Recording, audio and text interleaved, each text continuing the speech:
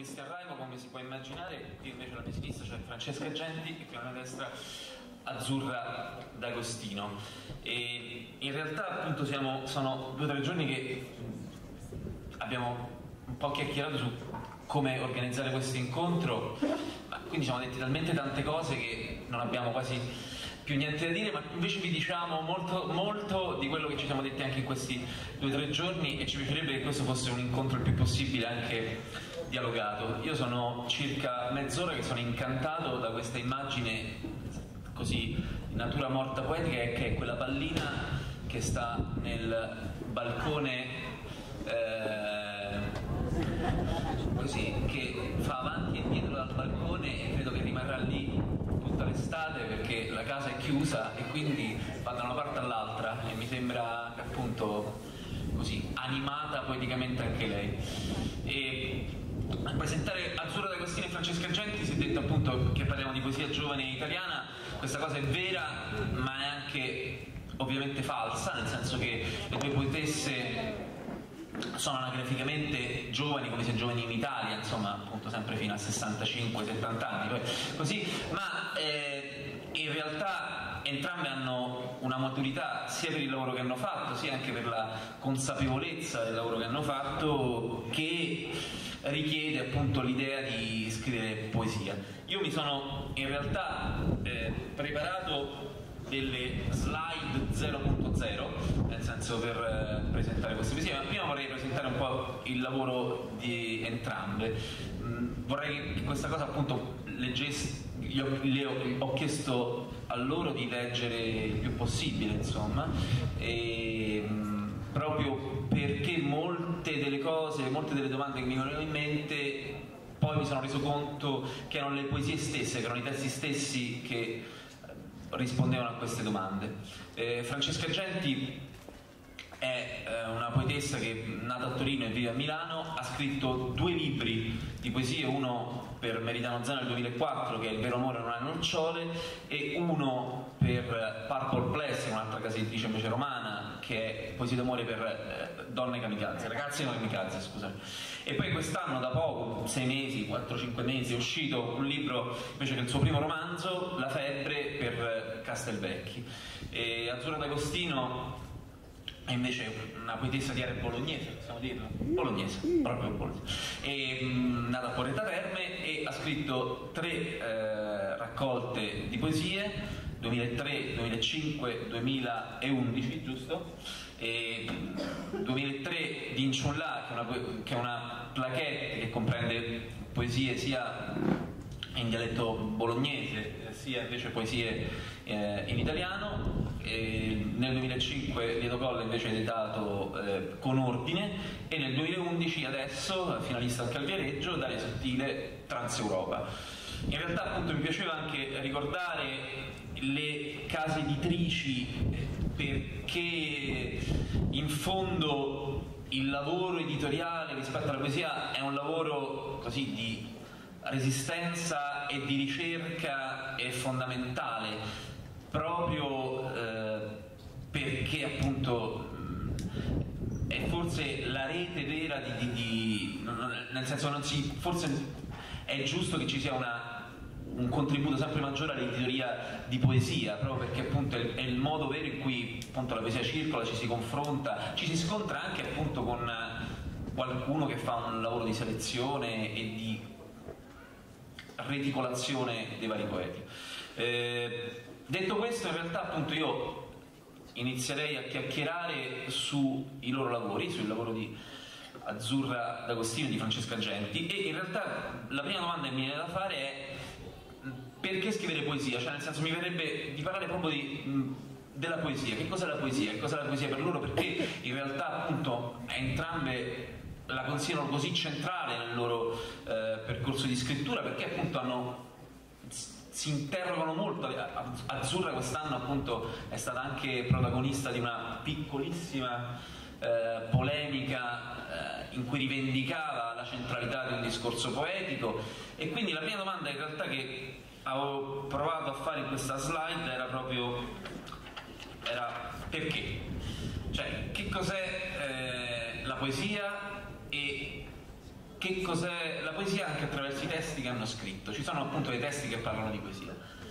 Se non vi piace la domanda cambiatela e parliamo d'altro. So chi vuole cominciare. Allora, perché la poesia? Vabbè. Per quanto mi riguarda, la poesia è semplicemente... Un attimo che faccio passare. Una certa aria pontificante quello che dice adesso.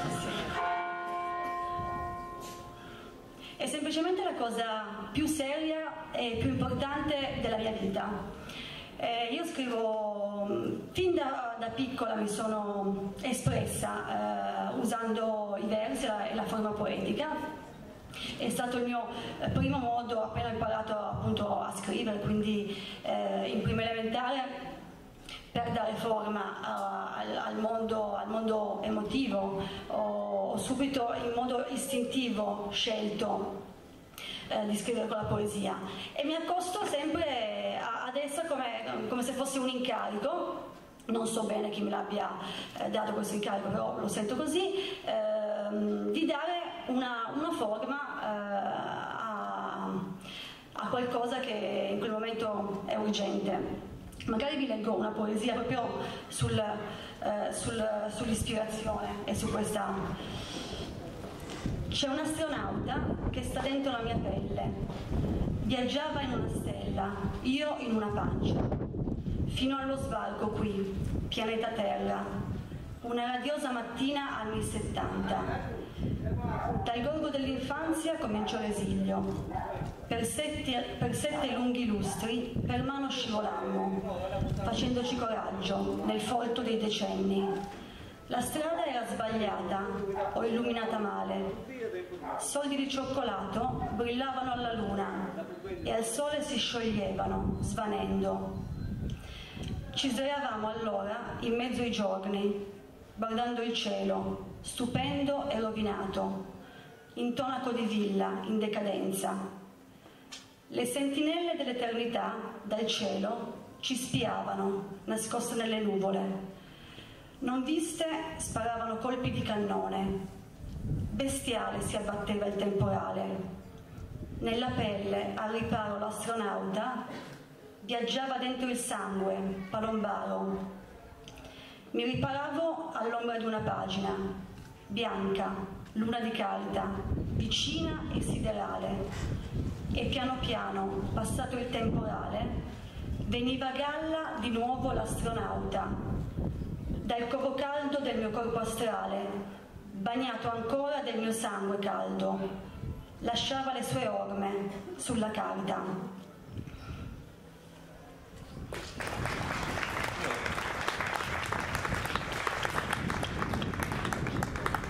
Io mi sento abbastanza fortunato perché devo presentare due poetesse che mi piacciono, anche loro non lo sapevano quando sono venute qui. E non so se vuoi rispondere direttamente tu alla domanda o alla poesia di Franco.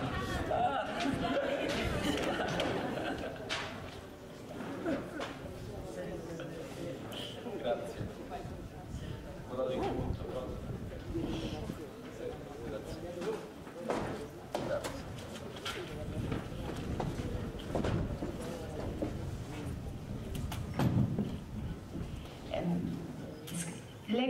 Leggo una poesia che ha a che fare con questo e che è proprio sul fare, la poesia come un fare, ed è il perché, insomma. Io scrivo sempre curva, con quel raccoglimento da pioggia fuori, affratellata dai miei fogli sui ginocchi a tutti quelli di prima e di poi che da altre sponde sui fogli si sono chinati. Siamo stati chiamati, mi ha detto una volta qualcuno, dal zufolare lento delle cose, da quel comporsi dell'aria, dal farsi giardino degli occhi. Ma si è tanto soli, ho pensato, mentre il lume mi costruiva l'ombra in silenzio e intorno tutto moriva, si riduceva a ciarpame. Volevo solo ridestarmi ed essere altro, un qualcosa di immediato da cogliere in un solo sguardo, senza feritoia all'altro mondo. Ma non è vero, sai, io qui resisto, noi tutti resistiamo, un cordone di poveri ciechi quasi buffi a vedersi, in questo umido di acqua ai fianchi che è la terra, una unica trincea dove unico bagliore è l'argento della catenatura. Ma c'è luce, c'è aria, c'è l'umido delle bocche, c'è piangere bene, c'è bambino, c'è parola, c'è tutto nuovo ogni volta.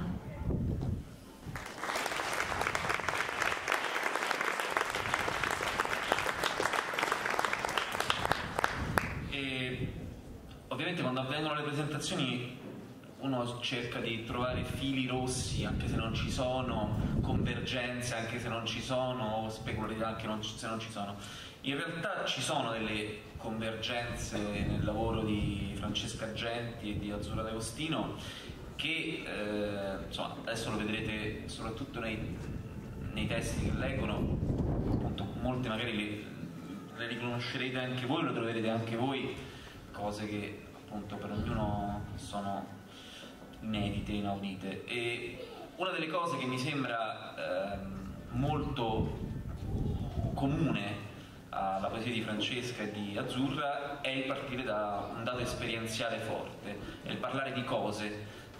Molto spesso, appunto, poi faremo anche un discorso sulla lingua, sullo stile, sulla metrica, sulla struttura, ma sicuramente quello che diceva prima Francesca, cioè l'ispirazione, era appunto il modo in cui ci ha parlato dell'ispirazione, anche qui questa forza quasi appunto inevitabile delle cose che ci sono di fronte a far partire un meccanismo di elaborazione poetica.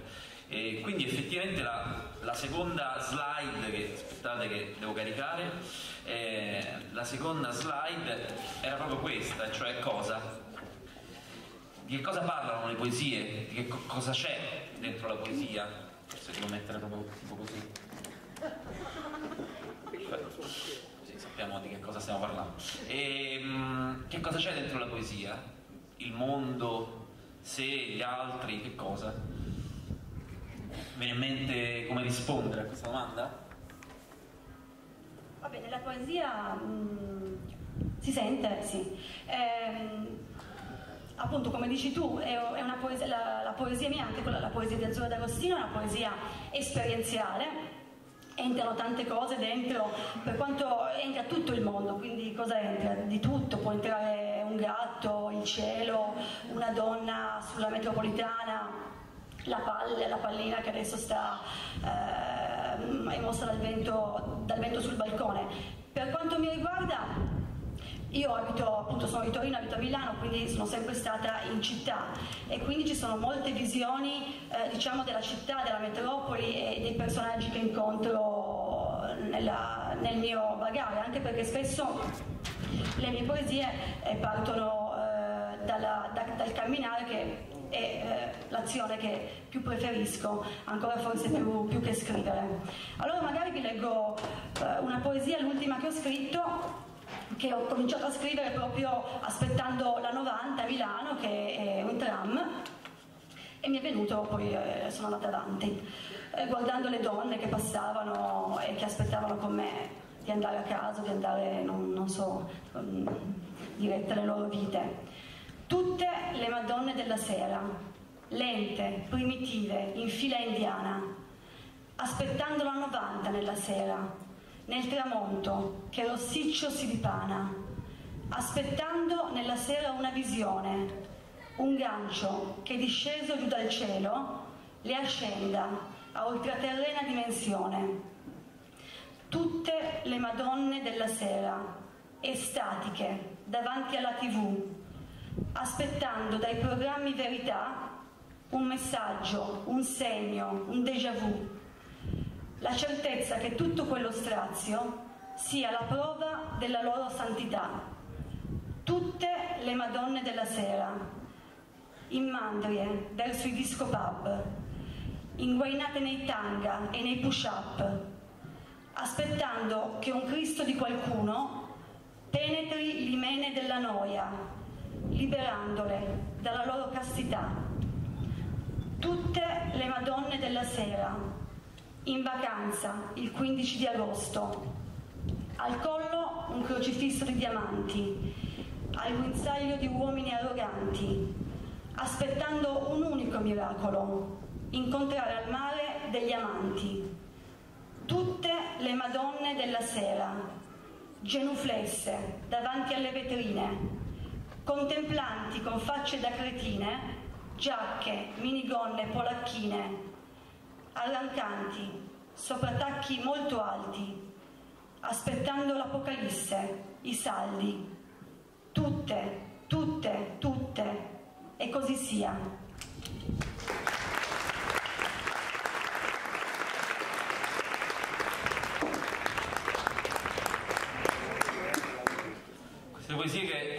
Queste due poesie che ha letto Francesca Genti non sono comprese in questi che sono i due libri che in realtà appunto li volevo far vedere perché hanno una veste editoriale quasi inedita per dei libri di poesie che in genere appunto invece hanno delle vesti editoriali più sobrie, ma sono delle poesie inedite che faranno parte di un canzoniere, un libro che è in fieri, in progress, che insomma probabilmente uscirà fra qualche anno.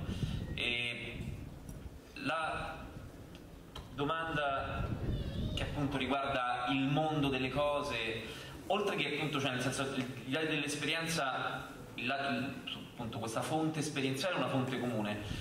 La fonte esperienziale che è comune è sia però appunto tutto, in realtà se c'è qualcosa che può accomunarvi, che veramente tutto entra nelle poesie, cioè non c'è una selezione all'ingresso, non c'è un mondo che ha più diritto di ingresso di un altro. Questo mi sembra appunto un dato comune, e in realtà un altro dato comune in cui mi sembra che c'è una grandissima attenzione a anche molto l'aspetto oggettuale, nel senso c'è una grande presenza di merci, di oggetti di consumo nella poesia di Francesca Genti, e c'è una grande presenza di oggetti inanimati oggetti inanimati e animali invece nella poesia di Azzurra D'Agostino. Non so se non sei d'accordo e vuoi svicolare, oppure se sei invece d'accordo e vuoi... Sì, gli oggetti ci sono, quello che ci entra secondo me è quella lettura del quotidiano che lascia presagire qualcos'altro, nel senso mi sembra che nella vita succede qualcosa che ha sempre una portata più grande di quello che sembra, e la poesia è un'occasione di aprire quella porta lì, e attraverso una lingua che non è quella comunicativa, semplice, di servizio che a volte si ha nella vita. Quindi in realtà quando parlavamo di che cosa ci entra mi era venuto in mente di leggere questa poesia che si intitola Il mondo esiste. Poi però hai parlato degli oggetti, allora mi verrebbe di leggere questa qui che parla di un cappotto. Vabbè, tanto... anche Il mondo esiste mentre ne parliamo. Allora leggiamo Il mondo esiste. Pesante e spessa è fra noi quest'aria della sera che ci unisce in un abbraccio che non le braccia muove. Non si intrecciano le dita e nulla si impiglierà tra i capelli. Il paese è in festa e dietro preme il mare come il cuscino che non scalderemo. La gamba è al suo posto, come sempre, e anche l'altra non muoverà il solo passo che infine ci separa. Probabilmente anche i grilli cantano, e forse è scivolata una nuvola sulle nostre teste. Un uomo e una donna siedono nel parco e non sanno dire niente. Questo anche a volte capita.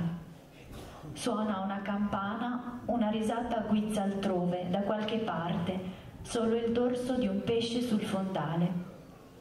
Poi il vento cambia, la panca è vuota, qualcuno corre, pioverà.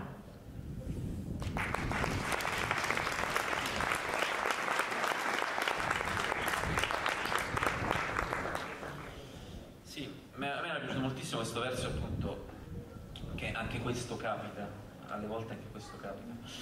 E io passerei in realtà alle altre slide. C'è una parola appunto che non è una parola così vaga come quelle che abbiamo avuto fino adesso, è una parola più difficile e che forse appunto è anche un'ambizione che molto spesso la poesia evita, come la narrativa italiana contemporanea. Se dobbiamo parlare di poesia contemporanea, dobbiamo parlare di scrittura italiana contemporanea. Questo secondo me è uno dei deficit maggiori che hanno gli scrittori e i narratori anche migliori che abbiamo in Italia, cioè di evitare di affrontare quelle che sono le relazioni sentimentali, le relazioni d'amore, e lasciare in realtà il racconto, l'esperienza della narrazione d'amore, delle narrazioni sentimentali a scrittori appunto di serie B, di secondo grado. Nel senso, io mi rendo conto insegnando che molto spesso i miei studenti a 17-18 anni imparano cosa vuol dire amare, cosa vuol dire desiderare qualcuno, cosa vuol dire appunto essere addolorati per un desiderio non corrisposto, da dei modelli o molto antichi, nel senso dei modelli appunto di scrittori di 100 anni fa, di 150 anni fa. Era interessante quest'anno come il tema della maturità fosse dedicato proprio a l'amore, l'odio e la passione. I testi di riferimento che fossero dati erano datati appunto 100-150 anni fa, e una delle mie studentesse ha fatto un tema molto bello e poi alla fine del tema diceva: sì, tutto questo io l'ho imparato a scuola, ho imparato a fare un tema fatto molto bene, e ho imparato a fare questo tema molto bene, a citare, recitare appunto le cose, insomma lo so fare, è una cosa che la scuola mi ha insegnato. Sicuramente la scuola non mi ha insegnato a avere un'educazione sentimentale. In realtà appunto invece per fortuna ci sono degli scrittori che non si esimono da questa ambizione. Quindi la parola che avevo messo in mezzo, se non vola in tutto, è proprio questa, che è amare, diciamo nel senso del verbo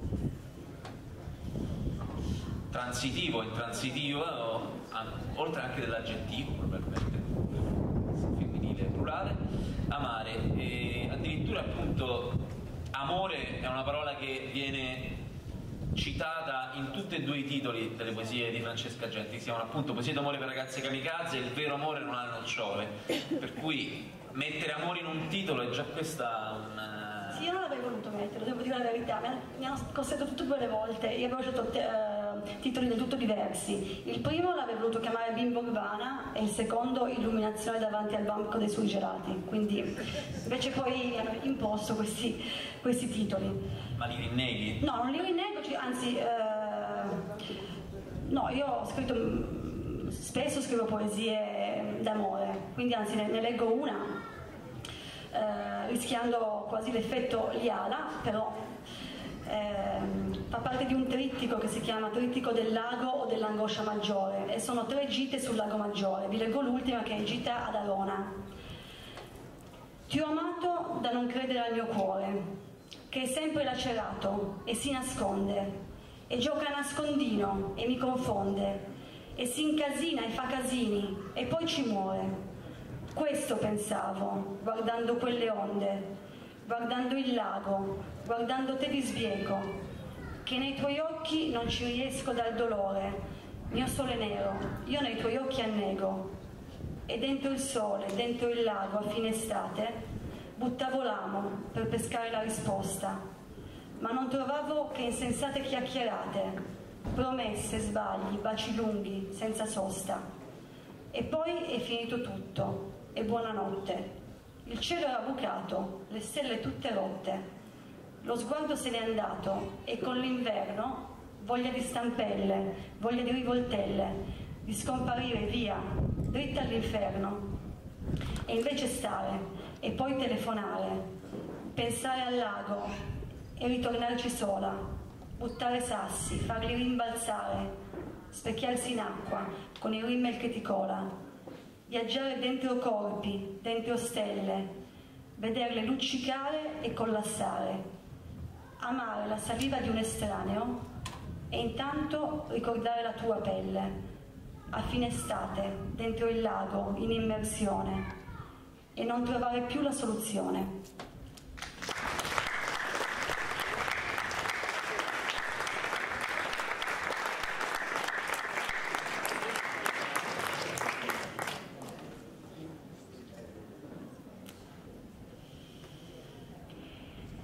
Mentre l'autunno ci incendia le teste, oh, è l'amore, questo sguardo reale e immemore sul muso del cane. Le lenzuola, i panni, gli arnesi del lavoro, le ferite col sangue, le mani dentro. Mentre, nel mentre, vivere adesso e sempre, perché così la gente vive, quel senso di eterno nel finire, nell'aver paura di finire.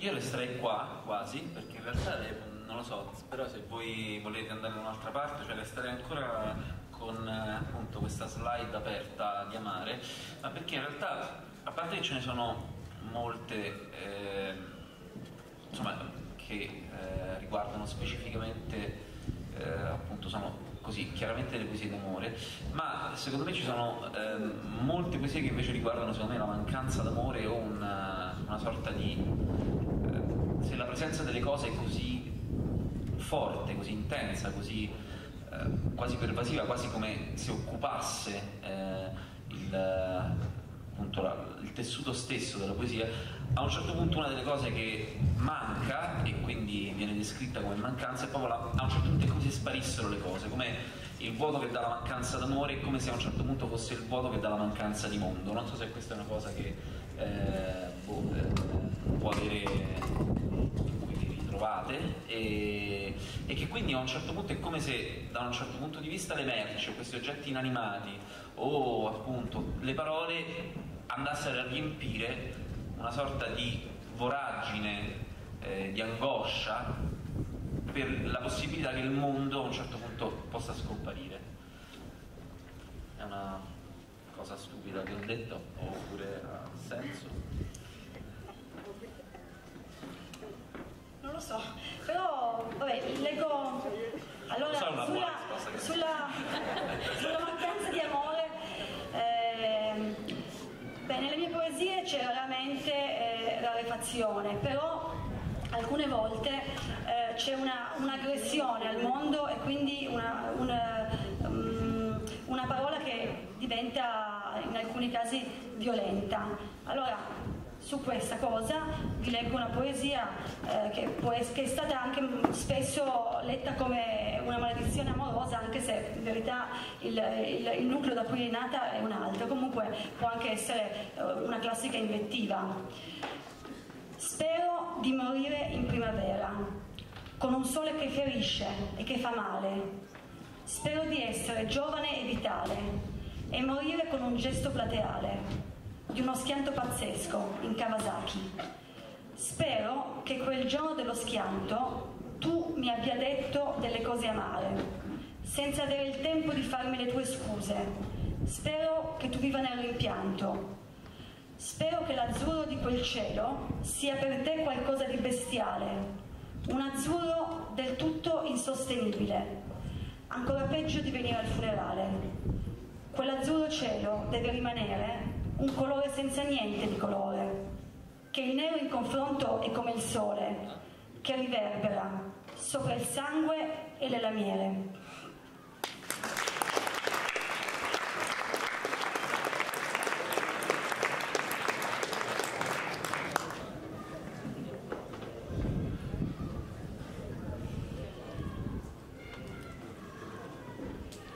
Sì, questo scomparire del mondo ha anche a che fare con la lingua. Leggo qualcosa in una lingua che sta scomparendo, che è il dialetto dell'Appennino emiliano. La leggo prima in italiano. Mio nonno mi diceva: lo sai tu che io sono stato nei partigiani? Nonno, io di politica non ci capisco niente, dicevo io. Ma infatti non c'era della politica, c'erano dei boschi bui dove stavi ore e giorni e settimane con una fame, un buio e una paura di morire addosso come hanno soltanto le bestie, mi rispondeva lui. Mi non angiva, al sette che me assistenti partisan, non, me politica non capismia niente, diceva me. Ma infatti non era mia la politica, era di Bosk Neger, in dove ti stevi or e setmeni, con una fame, un bur e una paura di morire addosso come han solamente al besti, mi rispondeva lui.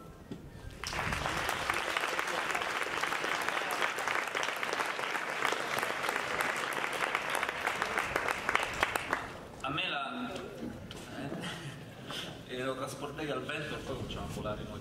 E a me appunto la questione dello stile, la questione della forma, la questione della lingua, la questione della struttura, che in alcuni casi è totalmente esplicita in entrambe, Francesca e Azzurra. Da una parte appunto c'è un uso quasi filastroccante, un uso quasi così evidente della rima e di una metrica molto riconoscibile, Francesca Genti, comunque di una metrica estremamente lineare.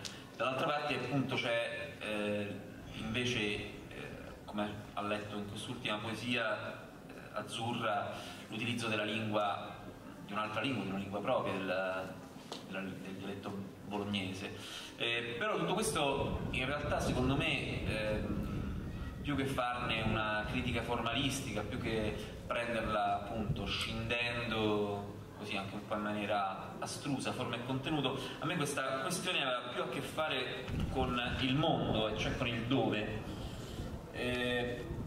Mi sembra che entrambe queste lingue, entrambe queste strutture così riconoscibili, in alcuni casi evidenti, esplicite, poltergeist,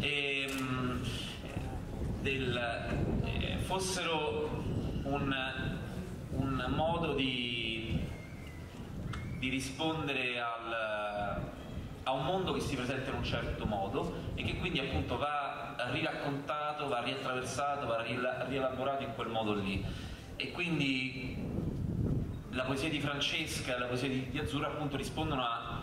non sono delle poesie disincarnate, non sono delle poesie che partono da un'esperienza solitaria, ma partono da un'esperienza in qualche senso di persone perfettamente adesive al mondo in cui stanno, che spesso vengono quasi, non so come dire, sorprese alle spalle dall'esistenza di un mondo che non si aspettavano. Sono piene di epifanie queste poesie, sono piene appunto di lampi che a un certo punto, prima Azzurra diceva che da piccole cose si aprono un mondo e quindi vanno trovate delle chiavi, sono appunto delle poesie a chiave che partono da un frammento di conversazione, una frase, una parola, mezzo sguardo, e poi si aprono man mano sia storicamente che geograficamente. E spesso questo meccanismo è un meccanismo di intervento, di iniezione poetica che fa scaturire appunto l'intera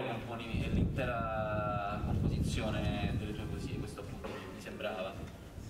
Beh sì, sicuramente la poesia è un ritmo, una melodia, un suono, quindi anzi mi è capitato spesso di cominciare, di solito nelle mie poesie il titolo è anche il primo verso, proprio perché il suono da una frase parto proprio da frasi anche che ascolto in giro per la strada, per esempio nel mio primo libro.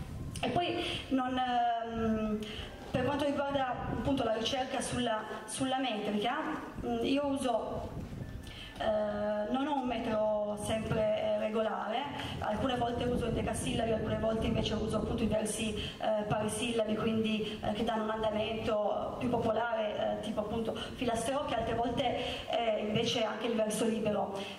Non mi sono mai preoccupata di avere una personalità poetica coerente, perché penso che se quella eventualmente c'è, venga fuori anche dalla somma della diversità dei vari lavori. Io ho detto lineare che sembrava coerente, ma forse volevo dire, forse ti riconosci questa cosa, una poesia popolare sì, però. Cioè l'idea di essere appunto, cioè di poter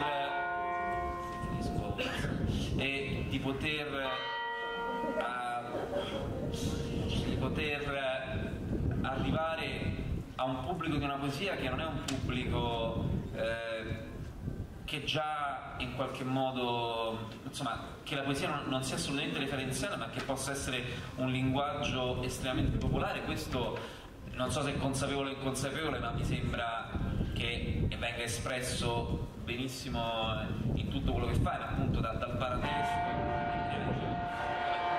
a paratesto, dico più paratesto.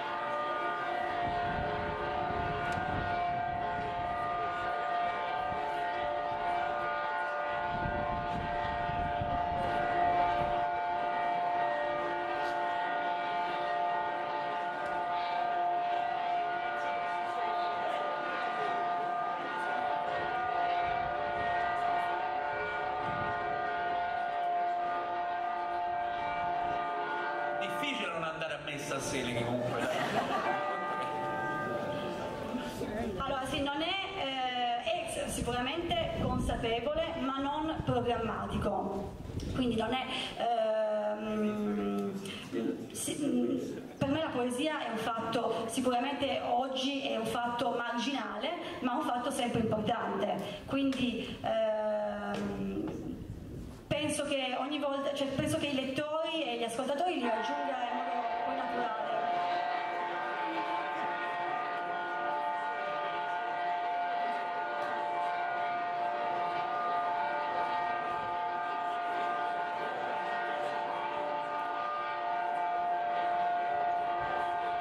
Seminario che fanno musica progressiva.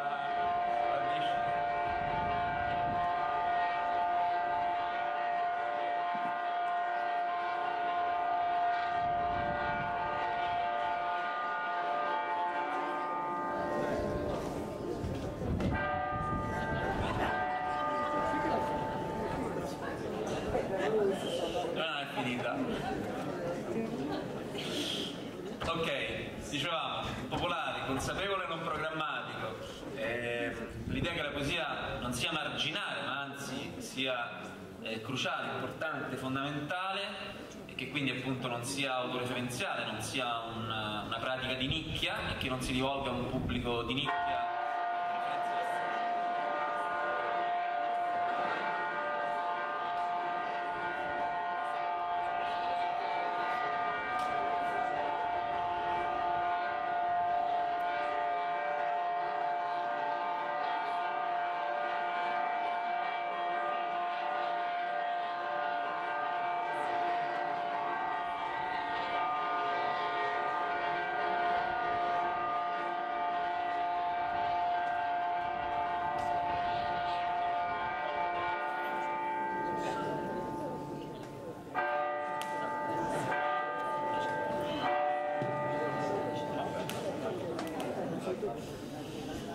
Paolo non è che proprio ha organizzato tutto, cioè nel senso che l'accordo con alcune parti fondamentali di Selighi non è che è stato perfettamente concordato, diciamo così, c'è una dialettica.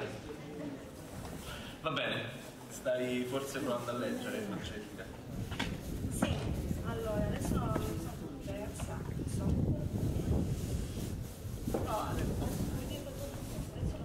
Vai. Dato che si parla del dove, volevo leggere una cosa che ho scritto dopo essere stata a Seneghe qualche anno fa.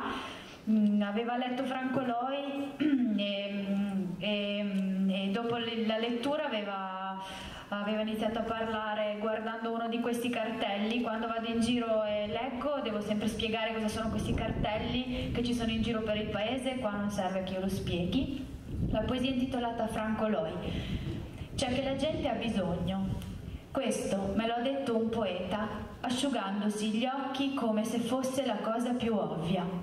Poi ha parlato di un geranio, di una sensitiva, dell'amore, e tutto era uguale, tutto era importante e uguale allo stesso modo. Era il chiodo nel muro o era un verso che teneva sul cartello l'attimo scocca. E lui lesse, girò la testa e poi disse: no, non è vero, l'attimo non scocca, l'attimo è, noi siamo, lo sentite? E tutto tremava, o forse ero io.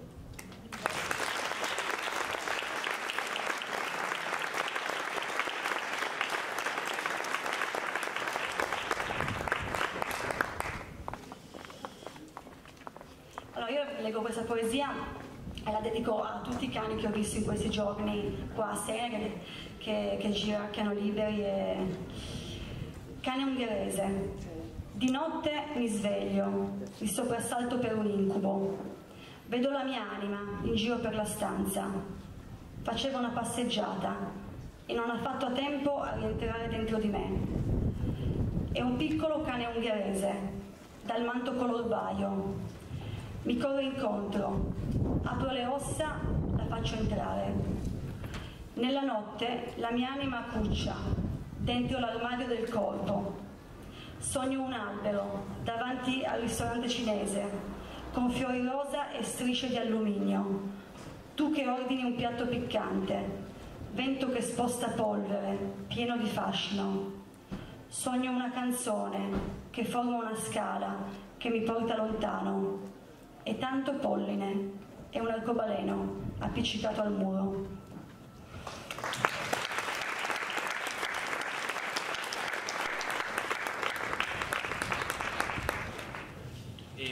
Io ho l'ultima slide, in realtà, perché poi questa doveva essere un po' il dibattito sulla poesia italiana contemporanea e noi in realtà stiamo facendo un po' per conto nostro e va benissimo così, e ci siamo rivolti però già adesso agli altri, Franco Loi, ai cani. L'ultima slide che in realtà avevo preparato era proprio questa, cioè gli altri. Gli altri è anche un modo per così introdurre secondo me una delle bruttissime pratiche poetiche, delle bruttissime pratiche che vivono rispetto alla poesia. Una delle cose che chiedo quando faccio i corsi per esempio di scrittura anche all'università, i corsi di editoria, una delle domande che faccio è alle persone che appunto vengono a fare i corsi di editoria, che spesso sono persone laureate in lettere, spesso persone con dottorate in lettere, quindi persone sicuramente attente a quello che vuol dire la scrittura, e chiedo: ma che libri di poesia avete comprato nell'ultimo anno? Che libri di poesia avete comprato di poeti italiani? Che libri di poesia avete comprato di poeti italiani viventi? E molto spesso appunto si alza una mano a lezione. Questa è in qualche modo un po' una pena, soprattutto perché poi quando mi capita invece di stare dall'altra parte, cioè di essere ricettori, molto spesso sono questi stessi studenti che scrivono poesia, che anzi scrivono ogni giorno poesia, e che spesso dicono, sono le stesse persone, come spesso accade, che dicono: no, perché la poesia contemporanea oggi è tutto uguale, non si sa niente, scrivono tutti così. Questo è un po' un qualunquismo, ma rispetto alla poesia questo qualunquismo ha una radice di verità dolorosa, ossia molto spesso si scrive poesia senza guardare nessun altro, e quindi quello che potrebbe fare alla scrittura, cioè creare un ponte di comunicazione tra persone che spesso non possono parlarsi, non possono guardarsi in faccia. Molto spesso non lo fa perché chi scrive in realtà è il primo a non farlo, il primo a non guardare gli altri, il primo a non rivolgersi agli altri. E questo gli altri un po' mi ci mettevo appunto il rapporto con la tradizione, il rapporto col contesto poetico, il rapporto con le altre persone che scrivono poesia in Italia, il rapporto con i coetanei, un rapporto che spesso è di appunto di omaggio o di contestualizzazione, oppure anche semplicemente un rapporto di relazione, di amicizia con persone che stanno facendo allo stesso tempo, nella stessa epoca in Italia, in questo momento, un percorso poetico parallelo, speculare, simile, complementare. Ma anche il conflitto, l'attrito. Prima avevo parlato di questa lettera che ha scritto Azzurra D'Agostino qualche mese fa al Domenicale, alla redazione del Domenicale, in cui lamentava che appunto sulle pagine di quello che forse è il più prestigioso inserto culturale italiano, alla poesia venisse dedicato uno spazio minimo e soprattutto appunto non rappresentativo di quella che è una vitalità, una pluralità di voci che esiste. Questo vuol dire appunto non semplicemente che la poesia, come spesso accade in Italia, culturalmente diventi un terreno di piccole polemiche, questo vuol dire che la poesia diventi un terreno di confronto, si cresce anche culturalmente confrontandosi e cercando di relazionarsi al lavoro che stanno facendo appunto nel tuo stesso tempo persone che ci tengono e che ritengono che sia così fondamentale, come diceva Francesca prima, il lavoro poetico. Il lavoro poetico, poi lo chiamo così, appunto mi sembra anche in questo, e dico solo questa cosa qui, che ci sia una comunanza di intenti e di sguardi tra Azzurra e Francesca, cioè l'idea di scrivere sempre ad altezza uomo, cioè una profonda fede quasi appunto in un uomo per cui la legge più importante che lo regola è semplicemente la legge di gravità. Appunto c'è questo tentativo di non pensarsi mai appunto alti e legittimati di dire qualcosa sull'uomo perché semplicemente sta facendo poesia. Scusate, appunto le cose ne ho dette. Ma io per esempio la situazione, la scena di poesia italiana contemporanea è molto effervescente, molto frammentata e con tante voci appunto diverse tra di loro. A parte i grandi vecchi, i maestri, i mostri sacri, io vorrei fare i nomi di alcune poetesse proprio mie coetanee che fanno dei lavori molto interessanti, o mie coetanee o un po' le più grandi. Diana Lamberti Bocconi, che ha qualche anno più di me ed è una mia grande amica, anche compagna di strada. Noi facciamo anche per la Poesia a Milano una rassegna che dura ormai da 3 anni, invitando ogni settimana un poeta a leggere, che per me è una delle voci, forse io penso veramente una delle voci più alte della poesia italiana. Ha scritto ultimamente un meraviglioso poemetto che si chiama Canto di una ragazza fascista dei miei tempi, e veramente vi invito a cercarlo, lo troverete, perché è un lavoro molto, molto alto, un monologo teatrale. Lei è una ragazza in decasillabo, scrive quasi sempre in decasillabo. Un'altra poetessa che io amo molto, con cui mi confronto, sono amiche, è per esempio Gemma Gaetani, che fa una poesia invece filosofica e sociologica anche. L'ultimo libro che ha scritto, che anche questo è fascista nel titolo, si chiama Ogni donna non fascista, è edito da Vallecchi, è un saggio di costume in endecasillabo. Anche lei per esempio è per me una grande poetessa. Poi ci sarebbero altre 1000 voci. Comunque c'è comunicazione tra tutte noi e tra tutti noi e tutte noi. Io dico tutte noi perché più che altro sono interessata non per una questione ideologica, però alla poesia delle donne, perché penso che in questo tempo abbiano forse le voci più interessanti e più originali.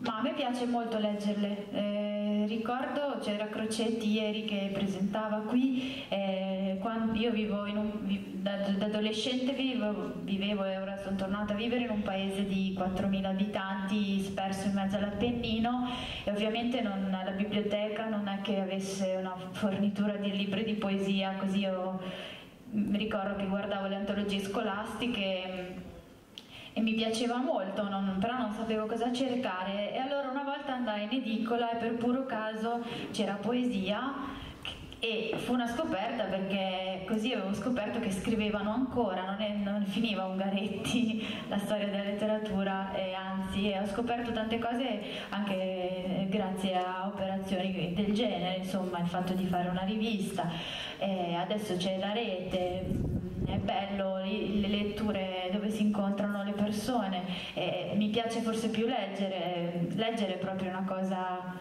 leggere gli altri, io ringrazio che ci sono tanti libri e che non li ho letti tutti, ed è una ragione di vita. Sul fatto di stare sull'umano leggo una cosa e poi passo, direi, che si intitola Cronicario, è ambientato in una casa di riposo, e penso che in realtà quello che dico sulle persone che ci sono dentro potrebbe valere un po' anche per me o per tutti, insomma. Li hanno messi uno accanto all'altro a filo delle pareti, di modo che non si notino tanto. E io entro in questa stanza, un anfiteatro di corpi come foglie ai piedi dell'albero. Gli stracci, i bavagli, l'odore di malattia, di cose da pulire, da cui distogliere gli occhi. Mi chiedo se è questo lo scandalo, il premere fuori ogni disarmo, e oltre le lenti spesse e sporche da ritardati, fare mostra degli occhi e guardare dritta la mia faccia, come a dire: eccomi, è tutto qui.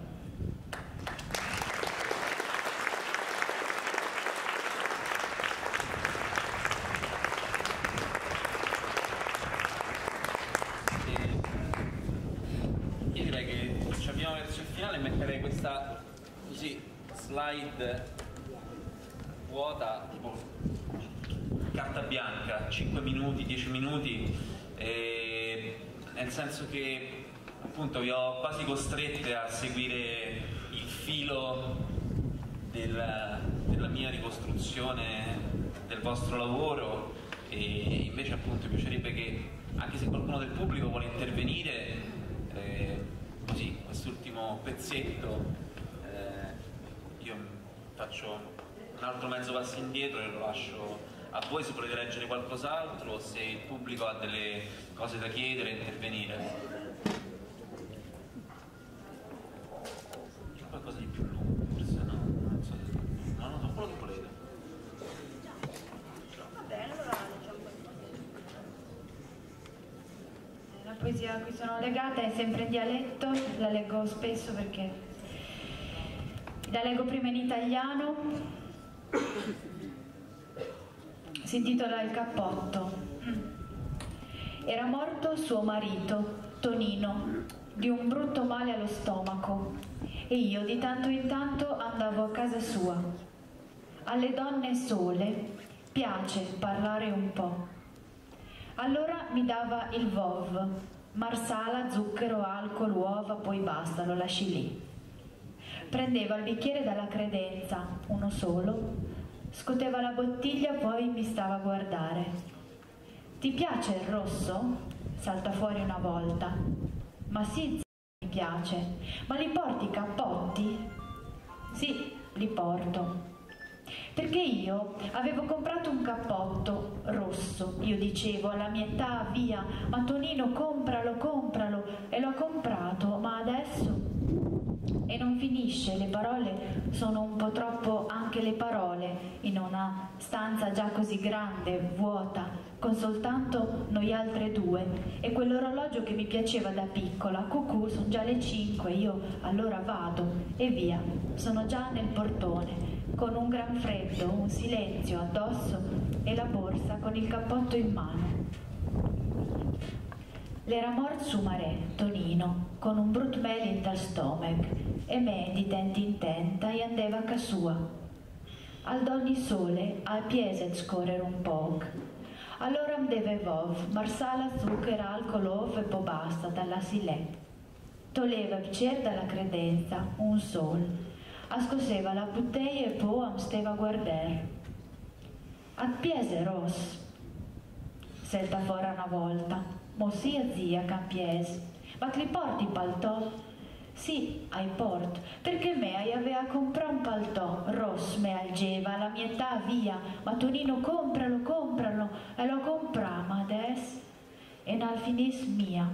Al parol, io un po' troppo di mondi anche al parol, in una stanza già axe grande, voda, che sulla men non eter du, e clarloi campieseva tenda snina, cucù, e in bella al senc, me allora vag, e via, a suo bell'inte portò, con un gran freddo, il silenzio addosso, e la sporta con te paltò in men. Grazie.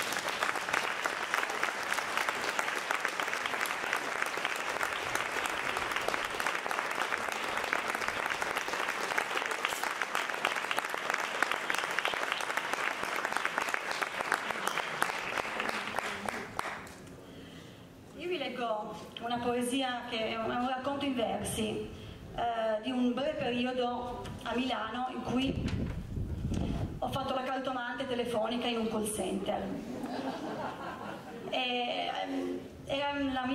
All'inizio la mia idea era descrivere come dire, la situazione proprio, i meccanismi terribili di questi lavoratori del call center, però poi mi ha molto colpito il fatto che l'Italia fosse un paese meraviglioso dove tutti pensavano sempre all'amore, perché tutte le domande che ci facevano appunto sulle carte erano queste. Allora ho scritto questa poesia che si intitola "E l'amore è la bestia più calda", che è proprio una cosa che mi ha detto un signore al telefono che mi chiedeva della sua storia sentimentale. Sono a Milano, in via Farini, in bicicletta. Davanti a me un cielo soprannaturale, gommoso, grigio, gioia respingente, la 70 che cerca di bucarlo, che arranca verso un sole inesistente. Sale il cavalcavia, sprofonda, svolta in direzione portavolta, porta le persone a lavorare. È una visione molto futurista.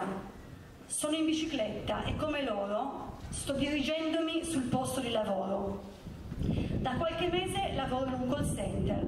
Faccio la cartomante telefonica, sono una grande veggente d'Italia, bislacca attività semi-illegale, naturalmente pagata molto male. Con lo pseudonimo di Maria Fernanda mi occupo di problemi di famiglia, di tradimenti, di saldi non pagati, distribuisco terni a destra e a manca, do consigli sugli amori tormentati. E qui, seduta davanti al mio telefono, che un'intuizione dell'adolescenza diventa dolorosa conoscenza, illuminazione dura, salda, verità da cui non puoi scappare. E l'amore è la bestia più calda. Me lo dice al telefono un signore, si chiama Pino, da Treviso, è del 39 e ne ha viste tante. Ma comunque è un assioma condiviso, una verità transgenerazionale, una certezza per tutto lo stivale. Va avanti così per tutta la serata. Passano i minuti, scorrono parole. Le storie sempre uguali si accavallano. Fatica, umanità, noia, dolore. È un'imperterrita consapevolezza. L'amore più lo insegui più ti spezza. L'equilibrio, i sogni, il sonno, il cuore. Uomini e donne in un perpetuo moto lo cercano, lo perdono, si affannano. Verso la fine del mio turno di lavoro, sono le 3 di notte, sto quasi per smontare, mi capita un fatto che ha dell'inquietante, una telefonata semi-paranormale. Mi telefona Francesca da Torino, R. Moscia, classe 75, e come in un racconto di Eta Hoffman vengo a contatto con il mio doppelganger.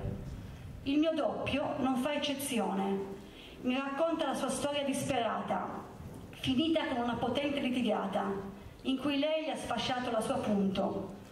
C'è ancora qualcosa da sperare? Mi chiede con tono fiducioso, e sentendo un leggero disappunto, un mio tergiversare nella voce, Mi sbatte la cornetta sulla faccia, non prima però di sentenziare. È l'amore la bestia più feroce. Sono le 5:20 di mattino, è gennaio tagliente e io ho finito. Riprendo la mia bici per tornare al mio rifugio, il mio bunker personale. Guardo il cielo nerissimo di stelle, guardo fissa la stella del mattino. Chiedo a Venere, c'è qualche novità? Lei mi guarda, mi strizza l'occhiolino. È l'amore la bestia che ci salverà.